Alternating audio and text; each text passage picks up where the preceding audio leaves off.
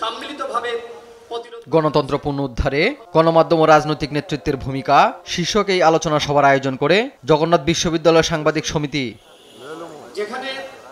অনুষ্ঠানে অংশ নিয়ে বিশ্ববিদ্যালয় শিক্ষক সমিতির সাধারণ সম্পাদক অধ্যাপক মোহাম্মদ রইস উদ্দিন ফেসিবাদ বিরোধী ঐক্য ধরে রাখার আহ্বান জানান। ফেসিবাদ বিরোধী শক্তির মধ্যে কোনো ধরনের বিভাজন করা যাবে না।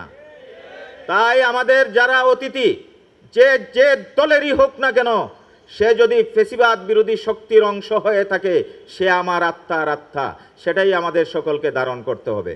এ সময় গণ অধিকার পরিষদের সাধারণ সম্পাদক রাশেদ খান বলেন, ফেসিস্ট সরকারের দোসররা এখনো দেশের গণমাধ্যম নিয়ন্ত্রণ করছে। ফেসিবাদের পতন হয়েছে, তবে এই ক্ষেত্রে আমরা দেখেছি সাংবাদিকদের ভূমিকা ছিল, বিশেষ করে যারা মাল্টিমিডিয়া সাংবাদিক এবং অনেকে টেলিভিশনে সাংবাদিকতা করত, কিন্তু ওই টেলিভিশন ভিডিওগুলো আসলে প্রচার করতে দেয়নি। বিশ্বমানের থার্মিক্স রড, সালাম স্টিল থার্মিক্স, দেশের একমাত্র থার্মিক্স রড। জুলাই শুধু ফেসিবাদের পতন ঘটায়নি, প্রতিবেশী দেশের দাদাগিরিরও পতন ঘটেছে।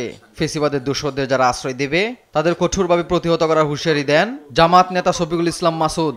আমরা এটা বলেছি যে আমাদের রাজনৈতিক ধারাবাহিকতা কর্মসূচি ছিল, কিন্তু আমাদের এই ছাত্র জনতা যখন বলেছে বুকের ভিতর অনেক ঝড়, যত পারো গুলি কর, এই গুলি করার তরুণ ছাত্র প্রজন্ম যখন এই বাংলাদেশের আনাচে কানাচে থেকে বের হয়ে এসছে, তখন আমি বলেছি আমাদের বাংলাদেশে আমরা শুধু খুনি হাসিনার ফ্যাসিস্টকে পরাজিত করি নাই, আমরা পার্শ্ববর্তী একটা আধিপত্য রাষ্ট্রের অঙ্গরাজ্য বানানো ষড়যন্ত্রকে আমরা কবর রচনা করেছি।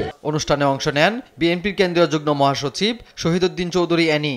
এ সময় তিনি বলেন, শেখ হাসিনা বিশ্ববিদ্যালয়ের শিক্ষা ব্যবস্থাকে ধ্বংস করে দিয়েছিল। রাজনৈতিক দলের মধ্যে পক্ষ থাকবে, বিপক্ষ থাকবে, সরকারি দল থাকবে, বিরোধী দল থাকবে, কিন্তু সেখানে সমালোচনাটা এমন হতে হবে যেমন সেই সমালোচনার মধ্যে শ্রদ্ধা থাকে, সম্মান থাকে। ফেসিস্টদের দৃষ্টান্তমূলক বিচার নিশ্চিতের দাবির পাশাপাশি গণমাধ্যম কর্মীদের দায়িত্বশীল ভূমিকা রাখার আহ্বান জানান এনি। এইচ হিমেল, দেশ টিভি, ঢাকা।